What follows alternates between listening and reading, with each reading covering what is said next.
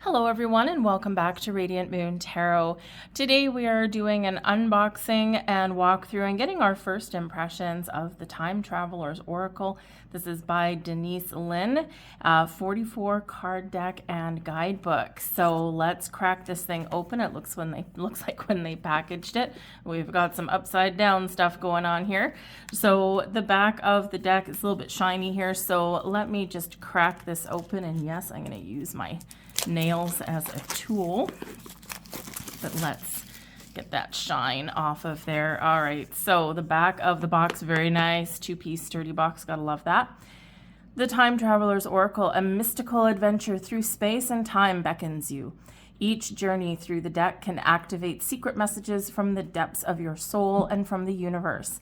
This sacred pilgrimage will transport you to the heart of the Creator and beyond to see the universe and yourself with new meaning. Deepen your connection to the mysterious natural forces around you and find the long-sought answers to your most heartfelt questions. Comes with a free, powerful audio downloads of guided meditations to expand your consciousness and travel through time and space.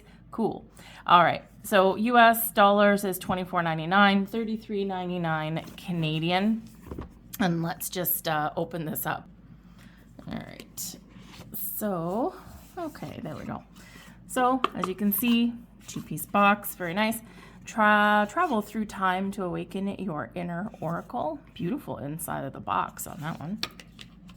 Put that over there. So we've got very nice looking guidebook in here. So let's see, this is how many pages? This is, we've got 127 pages of text on here. It looks like black and white pages, decent paper. Looks like we've got the really good binding on there. It's glue by the looks of it, but I'm moving it like this and it's not cracking, so that's good. We've got your basic messages here. So we've got description of the card, and then we've got the Time Traveler's message on there. So as we go through the deck, we'll read one of them. We'll choose a card at random and just read what it has to say. So the deck explained, working with the Oracle, preparing for a reading, all the basic stuff that tends to come in the front of a guidebook. So if you're new to Oracle cards or tarot, then these are a great way to start and a great way to have a look and see what the cards mean and what's the best way to work with them. Interpreting the cards, we've got storing the cards, so it's all your basics there. Methods of Oracle card reading, we've got daily spiritual insight, 1 card reading, 3 card reading, boom, boom, boom, a few examples of that. Of course, you can make up your own. And then we've got a 5 card spread, messages from your spirit guardians. Very nice. And let's see, with this particular spread, the way it's laid out, card 1, messages from your higher self, card 2, from the heavens, card 3, from the earth, 4, from your ancestors, and 5, from your future self. We've got a Tree of Life spread in here. So card 1 to 4, we've got the roots. Card 5 is your base card. And cards 6 through 9, that's the top, is your branches on there. 4 direction spread. Hey, look at that. We've hit the gold mine with spreads. We have been reading cards for a lot of years, but I do like it when there's a deck out, whether it's tarot or oracle, whatever it happens to be. And I do like it when they do put some spread suggestions in here, because this is directly from the deck creator, and they have come up with some really good suggestions on how best they would use this particular deck. Of course, you can make up your own and all that kind of stuff, and I usually do, but I do like to give some of these a try when I first get the deck, just to see how everything's ticking. We've got the Sacred Circle 1 year spread coming out there, and there you go. So, and then we've got the meanings and the messages between with all the cards there. So there you go. All right. So we'll leave that to the side for the moment, and let's look at the cards. All right, so let's have a look. Ooh, I love the back. Oh my goodness, look at this. So that's the inside of the back part of the box. So pretty, and that matches the back of the cards. So let's take that off of there. All right, here we go. Okay, so hopefully these ones hold up well. So the cardstock itself, as you can see, it's a matte finish on there. They are like a thickened cardboard. They're getting a little thinner as we go along. This is, I have noticed, I mean, cardstock is very personal, and everybody has, you know, kind of different opinions on cardstock. So I'm very gentle with my cards. I never riffle shuffle. That's where you take the two and kind of, you know, go like this. And, you know, because I don't like my cards to bend in the middle. Everything is stored either outside on a shelf with crystal on top of it. They usually get a signed one. Or they're in their box. It just depends on how often I use the particular deck. I have noticed lately, in the last year or so, that some of these with this particular cardstock, and we'll see if they've made any improvements, they are tending to just bend just a little bit, like just like that, even if they're just sitting on the shelf. So I don't live in a super humid area. It's not the desert either, right? So, you know, West Coast, you know, kind of weather, right? So it's kind of like, I don't know, middle of the road kind of thing. So anyways, I do tend to prefer some of the ones that are a little bit more laminated on there. But anyways, this is flexible enough that you can work with it, but sturdy enough that hopefully it will stand a little bit of the test of time. So let's have a look at the cards themselves. All right. So we're going to start with abundance, and we've got the Hanging Gardens of Babylon. That is beautiful. That is so pretty. That is just, yeah, that's gorgeous. We've got the reflection down here. We've got, I forget what those are called, freesia or something. Anyways, I'm not so much up on the plants, but anyways, got some nice, beautiful violet colored plants there. You know, we've got some clouds in the sky that almost looks like a seahorse. I'm sure it's probably not supposed to be, but it looks like that to me on a first glance. But anyways, gorgeous card.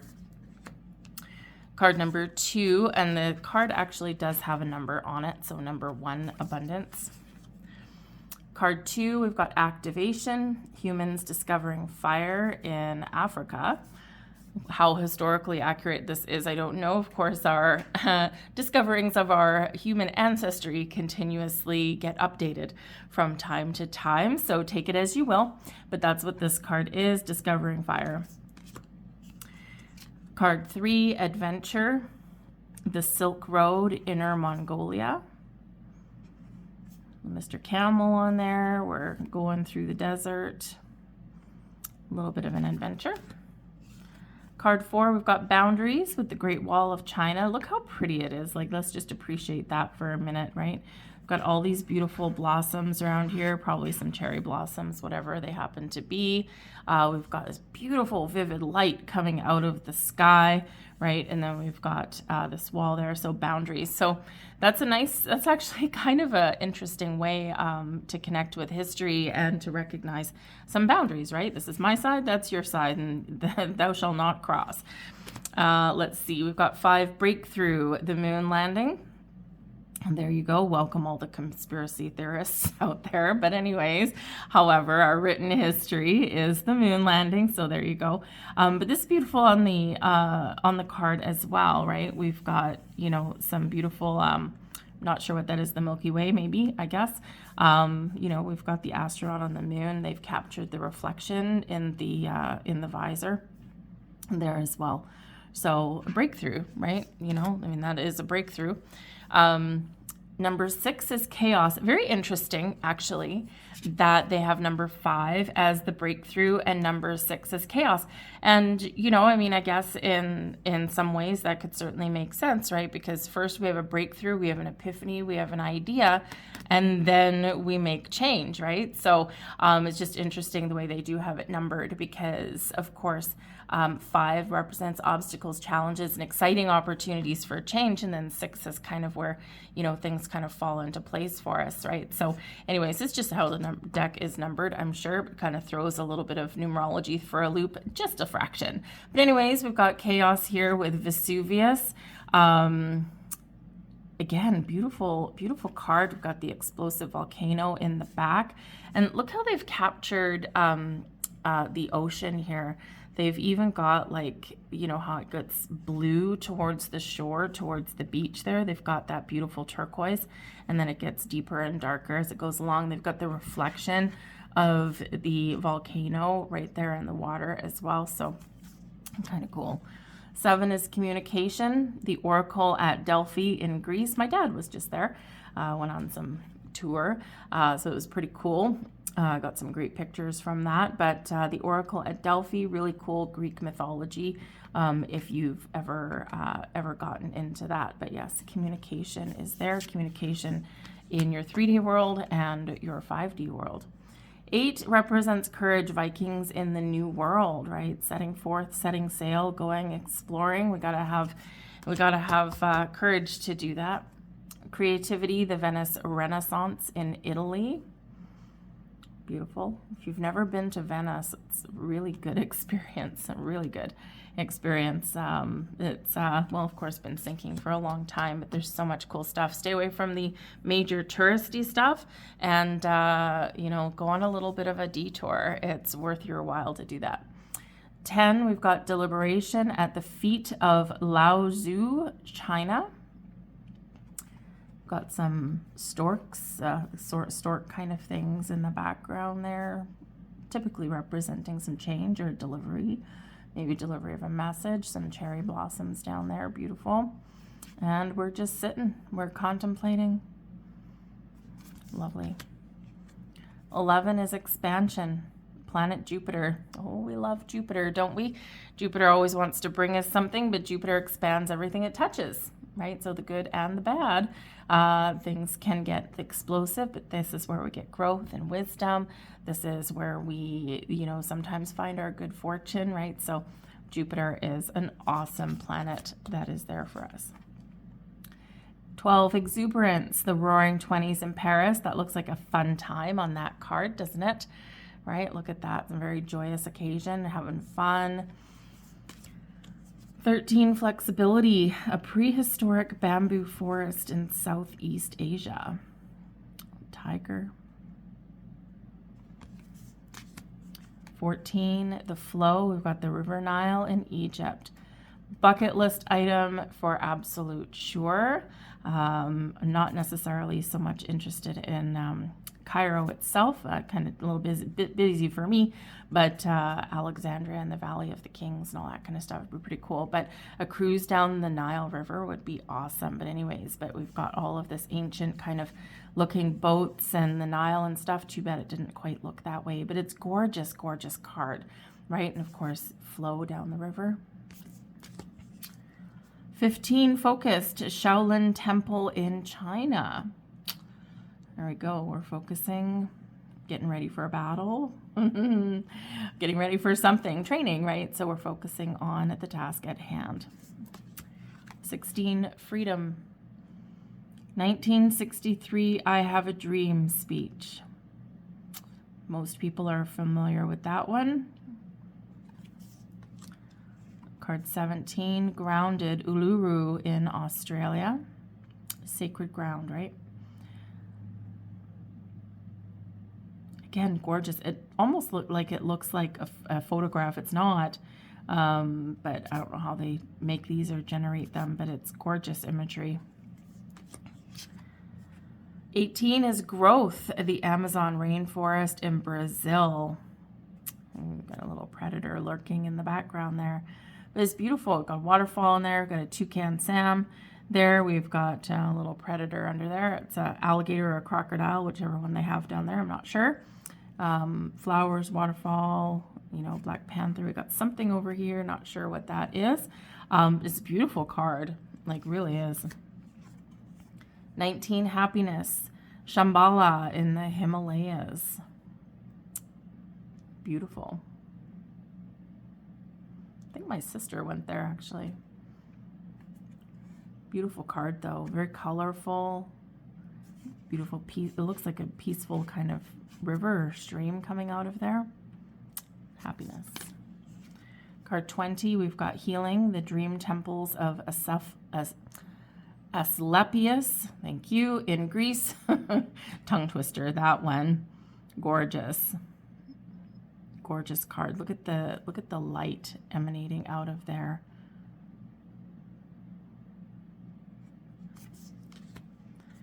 "21, higher consciousness, Sirius, Pleiades, and Arcturus." Beautiful.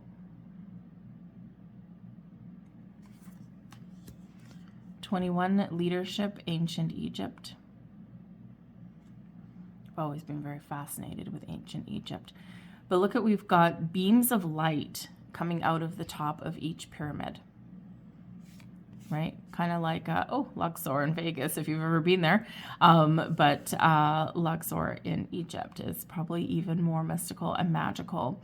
But of course, pyramids are very mystical, very powerful symbols of, we can use them to connect.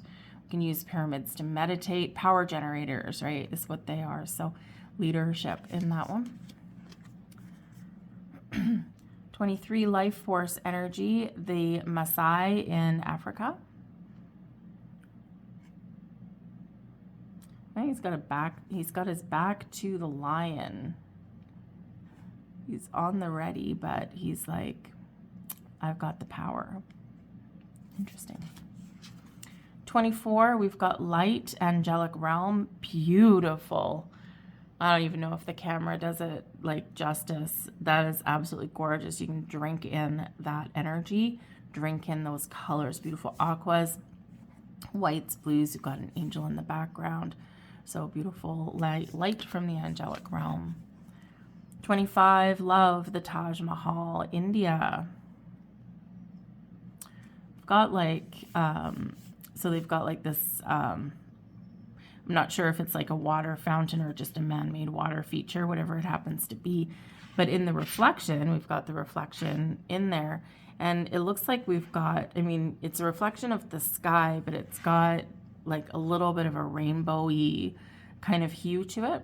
Really pretty. 26, magic, Glastonbury in Britain. Glastonbury, very much a bucket list item for me, that's for sure. I haven't been there. I've been to Stonehenge, not Glastonbury. So very beautiful card. We've got a chalice, magical goblet kind of thing. We've got this beautiful light pyramid right there. We've got a knight on a horse in the background. Almost missed that. Gorgeous. Card 27, we've got miracles. Ooh, the Northern Lights, Iceland.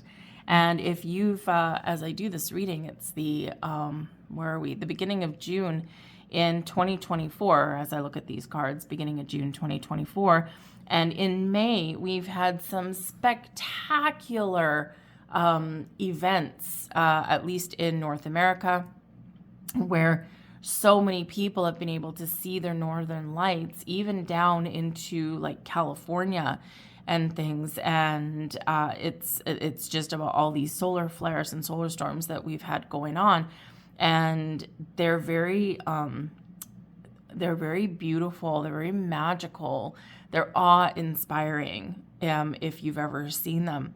My best friend lives way up north, almost at the Alaskan border, and she lives off the grid somewhere, and she gets to see the northern lights all the time, but she's got absolutely zero light pollution all around her. She's surrounded by forest.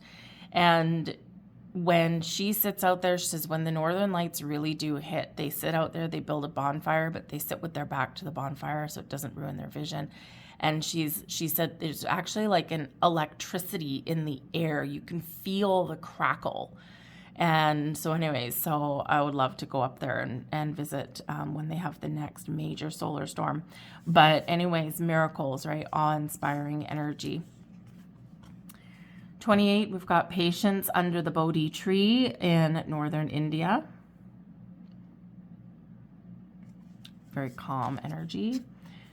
Peace, St. Francis of Assisi in Italy. Looks like with peace comes probably, I'm not sure if that's, on first glance it looked like the glow of an epiphany that you often get on these cards. But now that I look at it a little closer, it could potentially be like a full moon or something in the background, except it looks like it's during the day. So I'm not really too sure. Of course, as I read the guidebook, I always read the guidebook once when they come in, and then I don't usually have to touch them again. But anyways, it'll be interesting to see what that actually is. 30, planning. Machu Picchu in Peru is what's on that one. And it looks like they've depicted it back in time. Of course, remember, it is called the Time Traveler Oracle, right? So we're going back in history.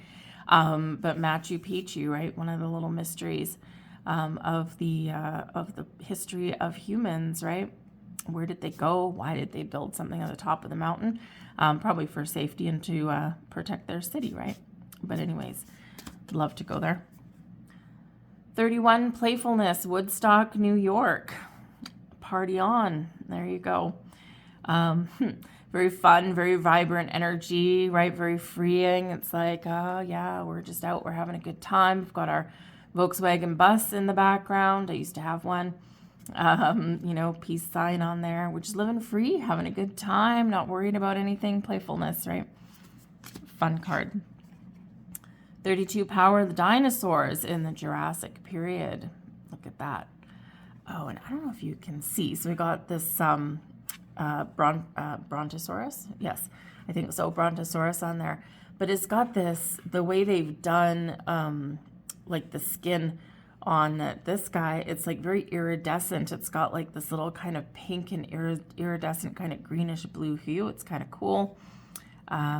We've got this little dude there. Is that a Stegosaurus? Anyways, doesn't really matter. But we've got power, right? Dinosaurs, very powerful. 33, protection, the Cave of Hands in Argentina. We can actually see all the handprints on the inside of the cave. I'm assuming it's a real place, but I'm not 100% sure. 34, purification, the Ganges River in India. Very spiritual place for those in India. Kind of, I don't know. It would have been nice to see it when it wasn't kind of a little bit polluted. But anyways, because it depends how far up or down the river you are as to how clear the water is. But anyways, very very holy place for those that are in India. And so yeah, so purification. Their water represents cleansing and purification. 35, reflection, Mount Shasta's moon in California. Mount Shasta itself is a very mystical kind of place. Oops, hold on. I have a cat. Get off. Okay, well, normally I would push him off, but he's just going to lay there. So Mount Shasta. Now, if I'm not mistaken, Mount Shasta is the one with the sunken crater. It's got Crater Lake, and there's actually like another little island in the middle of Crater Lake. So it's really cool. If you ever get the chance to go there, it's just very, very beautiful and very awe-inspiring. But there's the moon reflecting upon that. 36, stability with the baobab tree in Africa. A very thick trunk on that. Look at the thickness of the branches on there. Really cool. 37, stillness, a Zen monastery in Japan. That does look very Zen, very peaceful, doesn't it? In the stillness is quite often where we do get answers, and if you can see it, he's got these beautiful, beautiful orbs all around. We've got stars in the sky, but down here it looks like orbs, right? It's, typically represents spirit when we see that. 38 is strength, Joan of Arc, France. Yep. Castle in the background, got a white horse, Joan of Arc there. 39, transcending, beautiful Atlantis. Dolphins in the sky, there we go. Certainly a little bit of a mythology or history, depending on how you look at it. But Atlantis, very pretty card. 40 is transformation, Rumi of Persia. Look at the moon in the background. So vibrant. We're dancing. Beautiful flowy kind of energy that's in there. 41, trust, Polynesian voyagers, the Pacific Ocean. Trust in yourself that you're on the right path, I guess. Trust in your boatmates there, that everyone has a good agenda. Beautiful card though. We've got the ocean there. Hello, comet. We've got the ocean. We've got the beautiful sun in the sky. 42, we've got the truth, the Cherokee talking stick tradition. Some people still use that today, right? You have the talking stick. It's your turn to speak, and hopefully you speak the truth, right? 43, vast vistas, nomads, steppes of Mongolia. It'd be kind of interesting to be like a nomadic lifestyle, right? Anyways, vast vistas, look at it, it's beautiful. Oh, we've got, what is that in the sky? It looks like a deer, an antelope, something along those lines. And where they live in the plains, right? Beautiful, open, expansive energy there. And last card, we've got card 44, vitality with the sun radiating off that card. Well, these are beautiful. So let's pull one. I'll just pull something at random. How about this one? I'm just gonna remember where I took that from. Higher consciousness. There we go.